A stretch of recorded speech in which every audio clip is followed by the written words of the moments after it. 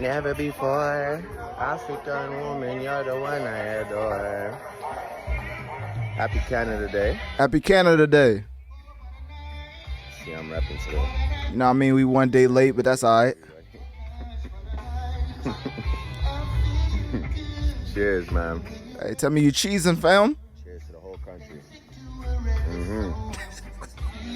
Hard day today. Sun's out. Enjoy it. Enjoy it. This man threw a whole party. It's crazy. So anyways, yesterday was Canada Day, as it marked a birth of a unified and independent nation, commemorating our rich history, diverse culture, and shared values. On this day, we reflect on what it means to be Canadian, celebrate our land, contributions, and above all, our people. I wonder, how many clicks away do you think Drake was when Rick Ross received the beats in a brawl in Vancouver after performing Not Like Us on June 30th? That's what I want to know. Because the whole fiasco happened because he played Not Like Us in Canada. Like, imagine going to LA and playing Drake Family Matters track, right? I was trying to think of a Drake beef track. Family Matters, Push Ups, just whatever track you want to play. Imagine playing that in LA. Probably wouldn't end up well, right? Like, would Kendrick even have to do anything, or would the place just take pride in you, in where they're from, and take their actions out on you because you're trying to openly disrespect them? So anyways, that's basically what happened. Rick Ross played Kendrick Lamar's Drake diss track Not Like Us at the end of his set, and guess what? The festival goers definitely let him know that it was not going to go down like that. And so basically what I have right here is a little recap of Drake. This is the aftermath of the situation, and Drake's just celebrating Canada Day. No correlations to be found, no correlations need to be made. Just know that he's celebrating Canada Day, and after one of the biggest festivals in Canada ended like it ended. Like never before. African woman, you're the one I adore. Oh, once again, Analytic Dreamz video on Spotify to see the video along with the audio. Happy Canada Day. See, I'm rapping today. He said he repping today. I wonder why. But anyways, let's get into 50 Cent's recap of the situation, because of course the everlasting comedian that is 50 Cent has some comments to say about this situation. So here we go. Hey guys, I just saw a very unfortunate situation that took place in Canada, and I wanted to say to everyone, that I hope that that brother made it home safely. I hope that Safety first. he now has a different perspective, Yeah, and a better sense of what to do and what not to do while you're out in the world. talk to him. That part where the young guy went like, he did this little move and shit. Yeah, I gotta see the video version, bro. 50 Cent's a comedian. Hold on, let me play this back. That part where the young guy went like, he did this little move and shit and got knocked the fuck out, like right there. That does not reflect him. That reflects his camp, and he might need to go get the Dream Chasers, or hey. All right, so he broke character at the end, but anyways, obviously he was making fun of Rick Ross because of course they have a little, not even a little, they have a long-standing beef. Let's just put it like that. Now, I don't know why Rick Ross keeps messing with Drake, right? You go to Canada playing Kendrick's diss track, calling him a pedophile in his hometown. What do you think's gonna happen, right? I'm not an advocate for violence, but I'm also a law-abiding citizen. And let me tell you, if you're in Canada playing Kendrick's Not Like Us, right now I'm playing the Altercation. And just know, if you're going to have Not Like Us playing in the hometown of the guy the track is calling a pedophile, then the people who are native to that area probably have certain ties to the native rapper to where they will speak up, and then stuff like this happens. So as you can see, Rick Ross is right here. Analytic Dreamz video on Spotify to see the video along with the audio. Rick Ross is talking to the people. I'm playing on mute because the track is playing in the background. Of course, I don't want music copyright issues, so I'm playing it on mute. But basically, the Not Like Us is still playing in the background. And the funniest thing possible happened. So I went from Kendrick's Not Like Us track to Meek Mill's Dreams and Nightmares, I believe. So whoever was up there was just definitely just having a field day. But anyway, so the altercation breaks out, as you can see. Rick Ross security did a great job on getting him out of there. This is the big guy right here. This is Rick Ross's security. No, that's not Rick Ross himself. And then somebody else threw a punch. Basically, his entourage was definitely protecting him. Somebody picked up a weapon. That's one thing in a brawl, man. All things is fair in game. Like I gotta pick up whatever I gotta pick up to get home safely. You know what I'm saying? So as you can see, it's still going. This is the aftermath of it. You see that even the big guy got knocked down. That's how you know that the people in Canada was not playing no games. Like, you know how much force you have to use to knock down a dude that looks over 400 pounds? Like, that is just NFL quality right there. So anyways, the tag team of him right here, left, right, looking like a dance revolution. But at the end of the day, the big guy was just protecting Rick Ross and succeeded in his mission. So I wouldn't be surprised if he got a raise, right? And then the funniest thing about this whole thing in all actuality is Rick Ross posted on his story, because he posts on his story 24/7 to show himself that he's okay, no marks on his face, things like that. It's because all the marks are on his entourage's face, and one of them literally got knocked out, like to the point where he got carried up out of the area. So safe to say his entourage got the beats, but as far as the main mission of getting your money maker out safely, they accomplished that. So technically, I want to say kudos to them, because I would assume they would get some type of raise, or maybe not even a raise. Maybe Rick Ross is like, that's what I paid you in the first place for. So anyways, this is not anti-Rick Ross, of course. This is just anti what he did. If you think playing a pedophile anthem is going to fly in that man's hometown, just know ungodly things may happen to you, right? So with that being said, Drake obviously liked the post put up by 6Act TV. It's not academics. It's another platform. But I think this is like the Toronto academics. I'm not trying to be disrespectful. I just don't know too much about 6Act. So anyways, they put up a post saying Rick Ross met the BC Demons. I guess that's like some type of gang. I don't know. The BC Demons at his show tonight. He shouldn't have played Kendrick Lamar's hit record. And then if you take a gander at the like by section, you could see the one and only Champagne Poppy liked the post. Now, this is where I'm backtracking my statements and I'm going at Aubrey Graham. Drake, if you want the beef to die down with Rick Ross, because it's seemingly more serious than whatever you have going on with Kendrick, even though he's the one who made the track, but whatever. So, seemingly, Rick Ross and Drake is a way more serious back and forth than people realize. You liking a post, making it seem like you had anything, even if you didn't, making it seem like the public perception, which you are very familiar with. The fight seems to be constructed by you now because you like that post. Even though, if you know the background going into it, it was already a Canada show happening. Rick Ross's book. Rick Ross performed. Everything was going well. Then at the end of his set, he played Kendrick Lamar's Not Like Us. Fans from Canada got upset, understandably so, and a brawl broke out. So if you think in a span of that, Drake was able to hear the Not Like Us, call somebody to make Rick Ross uncomfortable, all in the span of 10 to 15 minutes, then you're just mistaken. So this was just fans taking it upon themselves to have pride in where they're from. And that's where the altercation ensued. Rick Ross at the end of this basically came out. I think I have that right here. Yeah, so this is his jet where he flies around on. And he basically said, Vancouver, it was fun. Until next time. basically saying that he can't wait to make a return. And apparently there's no serious injuries to his team, even though I literally saw somebody knocked out, like limp doll, knocked out on one of the videos, and it was by Rick Ross's team because they're the ones who picked him up to get him to safety.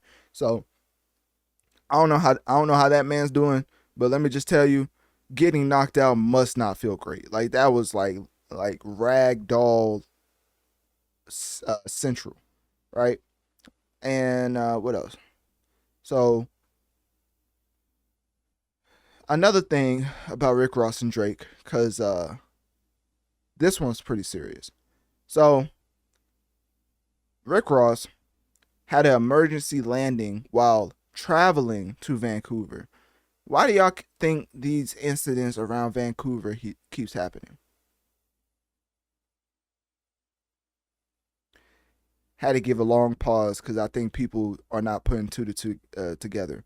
So this is getting very serious to the point where well-known celebrities are coming out, of course. One being Marlon Wayans, and he basically saying, "Dear hip hop, it's all fun and games," and this just came out recently, so he's definitely addressing the Rick Ross situation that happened as well. "Dear hip hop, it's all fun and games until people start getting hurt. Remember this: history repeats itself. I knew Tupac, I knew Biggie, I partied with them, hung out with them, saw them both 20 minutes before they got shot. Violence is real. Everyone can be touched. Don't entertain the devil. I love Drake. I love Rick Ross. I love Kendrick. I love the game." That's interesting. He put it like that. "And I say to all my brothers, there's enough for everyone to eat. Y'all all need to do what Jermaine did." I ain't know. Hey, I'm gonna let that slide. "Walk away from the BS with peace, with love, with positivity. Life is short, even shorter if you spend your energy on breaking each other down instead of building each other up. Hate seeing any of our kings at war.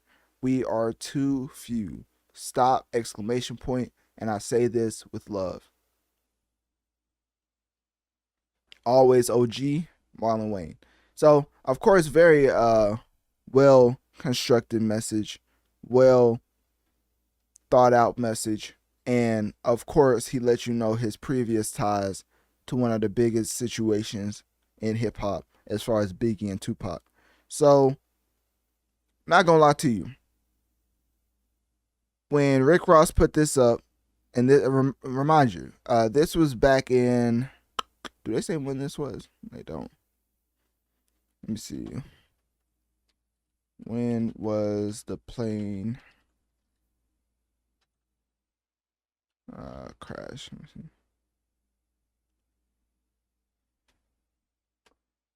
It was, okay, June 30th. Let me see. That's not right, because it's June right now. Oh my goodness. Oh, I'm tripping. Let me just look at the date of what he tweeted. All right, so when I'm tripping. Yeah, I don't know why I said that.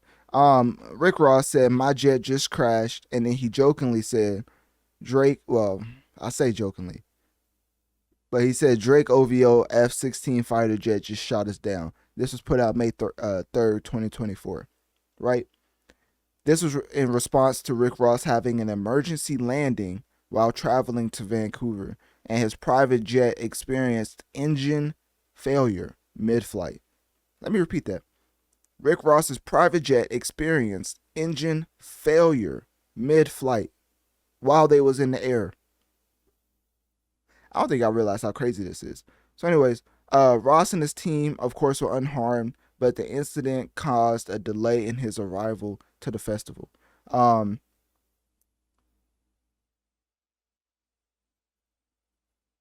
But also, there's something else I was wanting to touch on. Oh yeah, they're comparing this to when the East versus West conflict happened in the 90s. That's what people are comparing this to. and they're criticizing the mudslinging that's going on and perpetuated by the ones of like a 50 Cent. Like, if you listen to a 50 Cent talk about this situation, and then you listen to a Marlon Wayans talk about this situation, it's very different tones, right? So that's one thing to note. And also, following up the May 3rd situation, or because May 3rd is not exactly when it happened. So like before May 3rd, so May 1st or whatever, beginning of May, right? Following that up with this incident in June 30th, with him closing out his festival in Canada with the Kendrick Lamar "Not Like Us" with the diss track, and then the audience members attacking Ross post performance, you can realize that Rick Ross is playing in dangerous territory. But to be fair, so is Drake. So I don't want to leave that out of any situation. In any scenario, both of these people are at fault, and the way that they are perpetuating the beef and continuing the beef just seems like it will not have a great outcome, because it put even more emphasis on it.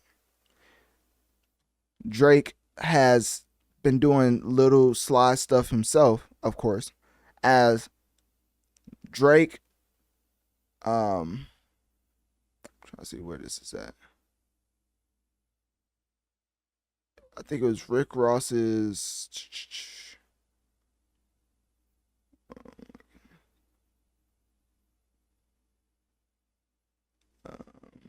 Where's it at? I swear I had it right here. Don't you love when you write something down and then you can't find it?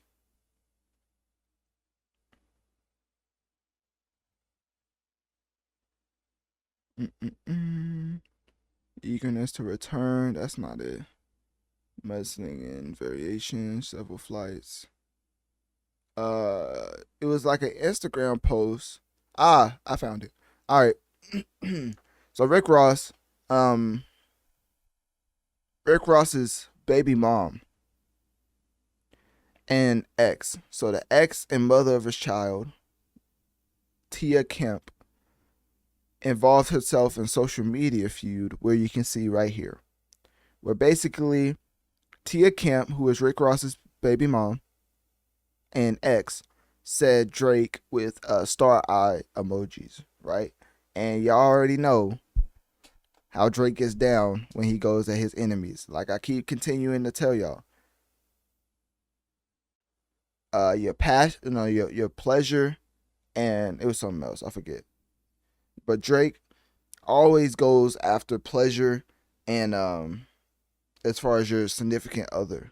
So with Rick Ross's ex commenting Drake under an academics post, it's not even Drake's account. So to do that, but then for Drake to comment under Tia Kemp and say, and put his own starry eyes emoji with, and you could look at this. It's Analytic Dreamz on Spotify to see the video along with the audio to see this picture right here. I don't know if y'all can see the entire picture. Hold on, let me zoom out. You should be able to see the entire picture now. But Drake responded to that with his own starry eye emoji saying "my goat," and then of course Rick Ross at the bottom put "pedo" versus "granny" in response to both of those, in response to their comments to each other, right? This won't end well. I hope it does, but ladies and gentlemen, we've reached a dangerous portion in the Drake beef discography. What's happening with Drake and Rick Ross didn't happen with Pusha, never happened with Meek, never happened with Kendrick. When there's public display of you getting quote unquote beat up in your enemy's hometown, human nature is going to want you to respond to get even. And that's why I'm going to leave it at. So anyways, click my link tree in my bio. Let me know on one of my social medias. What do you think about this back and forth between Rick Ross and Drake? And what do you think could resolve these two gentlemen's beef?